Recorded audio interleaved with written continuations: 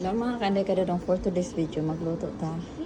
Hindi ta magluto. Ipakita na ko sa inyo ang among pang panihapon mga kanday kadadong. Nagbuhat ko og steak. Yan.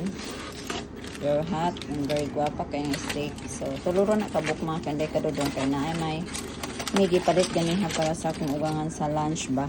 Yan. Robin ang tawag. Ingon man siya ang iyahang hapro man iyang nakaon sa kanon daw niya ang patunga for dinner. So hindi na daw siya magpaluto og steak. Then natay rice fill-up, which is lamian kaya nga rice fill-up. Then natay peas.